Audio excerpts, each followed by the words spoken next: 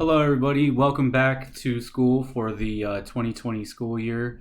I just wanted to make a just short, quick video on going through Google Classroom, and this will be for parents too, just in case you want to know kind of how your students are getting their assignments and where they can go to look for other resources to help us out.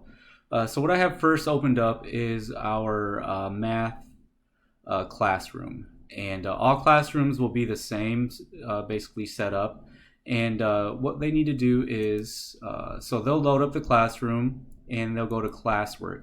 And this is kind of like a digital locker room for them. As you can see, we have assignments on top, we have a math book on the bottom, and then a few other resources that they can go through if you want to go through with them and take a look at. As you can see, we're in chapter 1 still, but I do have the first 5 chapters available for students that want to look ahead. Right now, we're just working solely out of chapter 1. And as you can see, if you click on chapter 1, they can scroll down and go through chapter 1. And also, now that we have Kami, they can open up their own document with Kami and they can make marks on that. And we've been doing that in other assignments as well. So your students should be somewhat familiar with that. It doesn't always hurt to do a little extra practice and just open up a document and maybe type on it or draw a picture on there. The main thing that we're focusing on will be the chapter 1 assignments. This is where their assignments are going to be posted, and it's right at the top. And one thing that I'll be doing daily is updating their student notebook. So for instance, we're taking a student notebook approach this year, and what I'm doing is posting examples of their students in class of how they're doing their notebook. And it's just going to go from page 1 on down through the notebook. So as you can see, this is something that we've updated throughout the week. And the beginning of every notebook section is always going to start with vocabulary. So as you can see, we started with chapter 1 vocab, and then this is the back of it because we still have a few more words that we need to put in, so we kind of save a space. And then from there, as you move on through the pages, you can see here where we have some students doing some work. They can record their work inside of their notebook, and they can also take notes and use this to go back on when they need to look something up that they did in the past. The next page, I went back and showed you how we actually added 3 more words, or actually 6 on this one, but 3 more words added every day to our vocabulary page. And then we turn back from lesson 1 to the first blank page, and we start a new section for lesson 2. And what they do is they label the top page, chapter 1, lesson 2 ratios, and a little bit of notes. As you can see, there's a 7th grade here because we were just kind of talking about 7th grade math, so that kind of gave them something to look forward to. But as you can see, there's some notes here, and we labeled our notes. So for instance, we did example 1, page 20. That way it kind of gives students a way to go back and actually look at notes and figure out, okay, I did this on page 20. And then the most recent page, as you can see, we labeled some more, page 21, example 2. All right, so this is something that I'll update and put online daily, so our students at home, if they're kind of needing a little guidance on how their notebook should look, they can actually go off of this notebook. And again, the notebook is going to be in your chapter 1 assignments, and it'll always say student math notebook example. All right, so let's look at your social studies. This is for students that just have me for social studies. You might have another teacher for social studies, but those that are with Mr. B, it's going to work the same exact way. Your assignments, the big thing is going to be the very first section when you click on classwork, okay?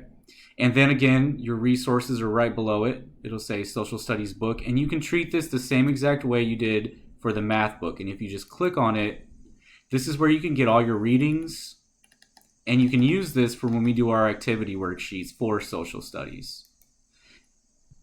Alrighty, and I actually do have a blank copy of your activity book also. But what I'll do is I will take pages from your activity book and I will post them up here. So for instance, on Friday, we started this assignment, and it was Earth's landforms. And what they do is they'll open this up with Kami. So if they click here with Kami, it should open. And you can click on Run.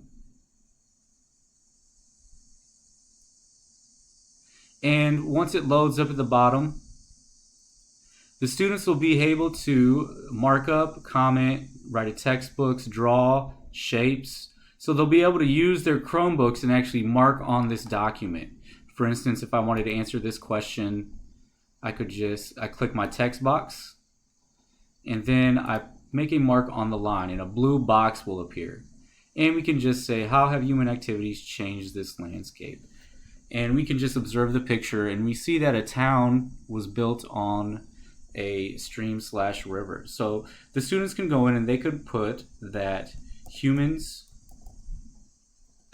have built a town or a city, have built a town along, a stream/river, period. And then they just click outside of the box and it saves, and they've answered on there. They can also draw if they want to. They can draw shapes. We had a circling activity where we were circling. We circled this area right here. It looks like we have some vegetation growing and part of the town's in there. All right, and then when they want to finish their assignment and they're all done, what they need to do is just click on Save. And it will save. This is the teacher's side, so when they click on Save, it'll say Turn In. And they'll just click Turn In, and that assignment should upload to the Google Classroom. Okay. For my literature class, our reading class, we're going to be starting our novel on Monday. And our first novel is, again, this is set up the same exact way. Your assignments are the first box. So that's the main one that they want to pay attention to. And the reading book is loaded up for us right here. And what they can do is they can read straight from this document. And it has our book here.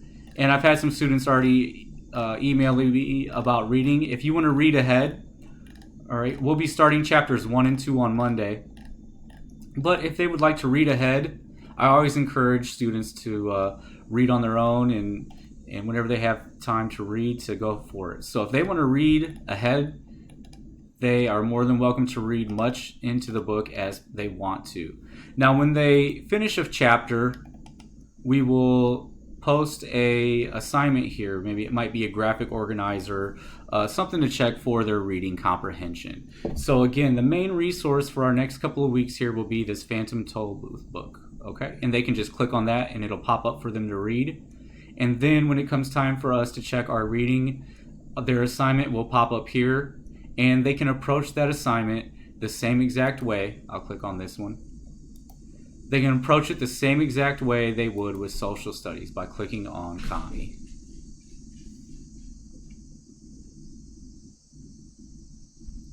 Again, if you have any questions, please email me. And I'll be more than happy to help you guys out. Have a good week. Thank you.